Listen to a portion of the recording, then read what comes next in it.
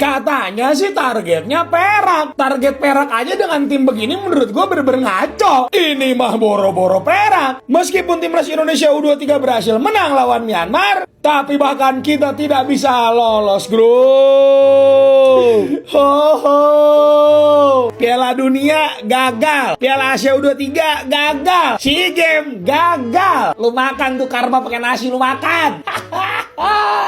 Mari kita bahas boy. I'll never slow up, no I don't take shit. I got no love for the fakeness. If you wanna play tough and wanna hate this, I'll always show up. Suasana malam di Chiang Mai semakin dingin. Udara turun pelan, menusuk jaket tipis yang dikenakan para pemain Indonesia saat mereka satu persatu meninggalkan lapangan.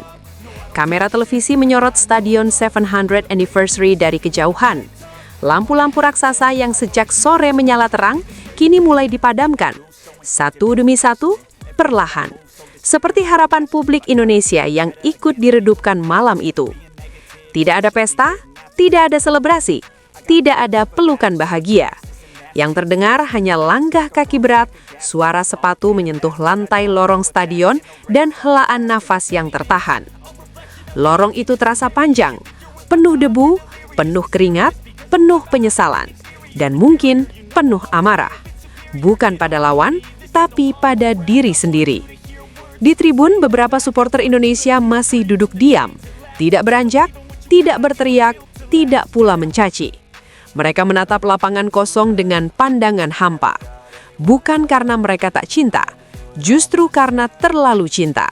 Sampai-sampai kekalahan ini terasa seperti pengkhianatan yang sunyi, tapi dalam. Gimana bisa?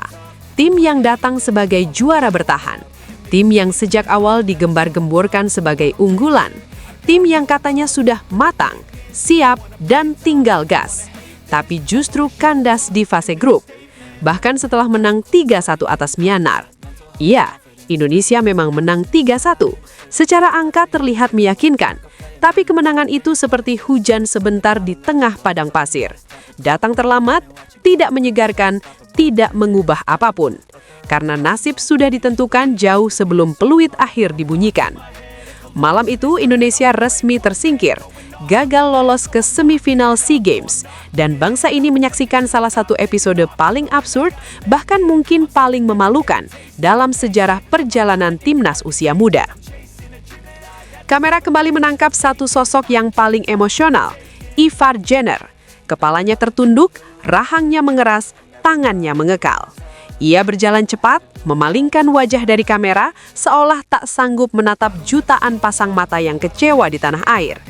Bukan karena takut, tapi karena dia tahu. Dia sadar betul, kegagalan ini bukan kecelakaan, ini bukan nasib sial, ini akumulasi dari peringatan yang diabaikan. Karena jauh sebelum pertandingan ini dimulai, semua tanda sudah muncul. Semua alarm sudah berbunyi, tapi federasi tidak mendengar. Pelatih tetap keras kepala, pemain-pemain lokal tetap bermain dengan cara lama. Panik, lambat, salah posisi, salah ambil keputusan. Dan kini hasilnya benar-benar nyata, tak terbantahkan. Indonesia menang 3-1 tapi wajah para pemain datar. Tidak ada senyum, tidak ada selebrasi. Karena sejak awal semua tahu, Indonesia butuh menang dengan selisih gol besar, minimal 3. Bahkan itu pun masih harus bergantung pada hasil lain. Tapi yang terjadi, gol-gol datang telat. Api baru menyala ketika waktu hampir habis. Winner yang datang setelah pintu sudah ditutup. Di ujung cerita, Malaysia unggul produktivitas gol. Malaysia yang melaju, Indonesia yang pulang. Miris, jelas. Tapi pertanyaannya sederhana, salah siapa? Ini bukan grup neraka, ini bukan lawan top Asia, ini Myanmar, ini Filipina. Tim-tim yang seharusnya tidak membuat Indonesia ngos-ngosan sampai begini. Kegagalan ini bukan soal keberuntungan, ini sinyal keras bahwa ada yang rusak. Dan bukan rusak biasa, tapi rusak yang sistemik. SEA Games ini jadi tamparan telak untuk federasi, terutama setelah berbulan-bulan tampil penuh percaya diri. Terlalu percaya diri malah, seolah SEA Games ini halaman rumah sendiri, seolah gelar itu tinggal diambil. Seolah Indra Syafri adalah pawang yang pasti bawa pulang emas. Tapi kenyataannya amburadul. Ironisnya, Di saat federasi makin rajin tampil di media, makin sering nge-tweet, makin sibuk pencitraan, hasil di lapangan justru makin tak karuan. Padahal ini bukan Piala Asia, bukan kualifikasi Piala Dunia. Ini cuma SEA Games. Dan Indonesia gagal bahkan untuk lolos dari fase grup. Kalau dipikir-pikir, kapan terakhir kali kita melihat federasi benar-benar mengakui kesalahan tanpa sibuk cari pembelaan, tanpa lempar sana-sini? Jawabannya, hampir tidak pernah. Padahal publik tidak butuh pembelaan, publik butuh perubahan nyata. Dan SEA Games ini adalah bukti bahwa perubahan itu masih jauh, sangat jauh. Kalau mau jujur, secara umum memang Indonesia tidak layak lolos. Pertama, kualitas pemain lokal. Maaf, ini pahit tapi nyata. Passing dasar sering salah. Kontrol bola mental, decision making telat 2 detik. Di level internasional, 2 detik itu sudah jadi bencana. Ini sepak bola profesional, bukan tarkam, bukan fun football. Dan kualitas ini mencerminkan sistem pembinaan yang keliru sejak akar. Dari SSB, anak-anak diajari gocek, lari, ngotot, kuat fisik. Tapi lupa diajari membaca ruang, timing, tempo, struktur, transisi. Sepak bola modern itu soal otak, bukan cuma otot. Dan faktanya, di SEA Games ini terlihat jelas, pemain lokal kita tertinggal beberapa tahun dari rival. Faktor kedua, taktik Indra Syafri. Monoton, mudah ditebak, tidak ada progres, tidak ada variasi. Polanya itu-itu saja. Build up lambat, bola ke sayap, crossing, cutback. Ulangi, ulangi lagi. Tidak ada plan B, tidak ada kejutan. Dan yang paling fatal, keputusan selalu terlambat. Contoh paling jelas ya soal Mauro. Semua orang tahu dia sendirian di depan tidak akan efektif. Dia bukan tipe striker yang bisa dribble melewati 2-3 pemain. Dia goal getter. Dia hidup di kotak penalti. Ketika dijaga 2 atau 3 back, ia mati. Tapi apa yang terjadi? Dia dibiarkan sendirian terlalu lama. Baru di 20 menit akhir, John Raven masuk. Dan boom, langsung kelihatan bedanya. Masuknya Raven bikin pertahanan Myanmar terpecah. Fokus mereka terbagi. Mauro jadi penarik back, Raven mencetak 2 gol. Dan di situ semua orang mikir hal yang sama. Kenapa ini tidak dilakukan dari awal? Kenapa Raven tidak dimainkan lebih cepat? Bahkan mungkin sejak laga sebelumnya, lawan Filipina. Mungkin, sekadar mungkin, ceritanya akan berbeda. Di tengah kekacauan ini kembali muncul satu nama yang jadi simbol frustrasi, Ivar Jenner. Kita semua lihat momen dia marah, lempar botol, teriak, umpatan keluar.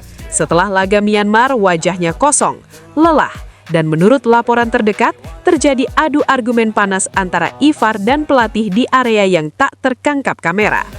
Isunya jelas, permainan tidak berkembang, pemain bingung, tidak ada arahan, tidak ada struktur, tidak ada rencana cadangan.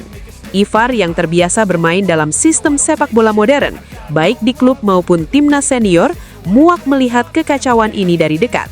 Dan kemarahannya bukan karena benci, tapi karena peduli. SEA Games ini juga kembali membuktikan satu hal yang sudah lama menjadi perdebatan. Pemain lokal belum siap. Mau tidak mau, program naturalisasi harus tetap jalan. Bukan untuk mematikan pemain lokal, tapi untuk menaikkan standar. Kalau starting line up diisi banyak pemain diaspora, itu bukan masalah. Yang penting, kualitas. Sepak bola bukan soal asal-usul, tapi kemampuan. Kalau pemain lokal ingin tempat, ya upgrade diri. Sesimpel itu. Gaji besar bukan jaminan kualitas besar. Nama besar bukan berarti skill besar. Sebagai catatan, ada juga faktor wasit. Wasit dari Bahrain, Amar Ibrahim Hasan Mahfud. Nama yang tidak asing. Keputusan-keputusannya memancing emosi, termasuk momen peluit akhir yang dipercepat saat Indonesia masih punya peluang. Secara regulasi, sah. Tapi secara rasa, janggal. Apalagi mengingat hubungan panas Indonesia dengan Bahrain di level AFC. Apakah sengaja? Tidak ada yang tahu. Tapi apakah terasa aneh? Jelas iya. Namun jujur saja, wasit bukan alasan utama. Karena meski tanpa itu semua, permainan Indonesia memang jauh dari meyakinkan. Pada akhirnya, SEA Games 2025 bukan sekadar kegagalan. Ini cermin besar. Cermin yang memantulkan wajah asli sepak bola kita. Penuh ego, anti kritik, sibuk pembelaan, ramai di luar lapangan, sepi di dalam lapangan. Indra Syafri salah, pemain juga salah, federasi pun salah, Wasit tidak sempurna, tapi dosa terbesar adalah rasa puas diri. Merasa sudah hebat padahal belum, merasa paling jago padahal masih jauh, merasa cukup padahal tidak. Sementara rival terus berbenah. Vietnam jalan terus, Thailand tidak diam, Malaysia juga belajar. Kalau kita masih diam di tempat, jangan kaget kalau suatu hari SEA Games hanya jadi nostalgia. Maka sekarang bukan waktunya cari kambing hitam, bukan waktunya drama. Ini pesan keras dari Chiang Mai. Kalau tidak berubah sekarang, kita akan kalah bukan cuma hari ini, tapi 5, 10, bahkan 20 tahun ke depan. Untuk federasi, sudahi pencitraan, sudahi ngeyap di media, diam dan kerja. Karena bangsa ini layak mendapatkan tim nasional yang benar-benar berkembang, bukan yang cuma hampir, bukan yang cuma nyaris, tapi yang benar-benar siap. Karena sepak bola bukan soal hampir menang, sepak bola adalah soal hasil.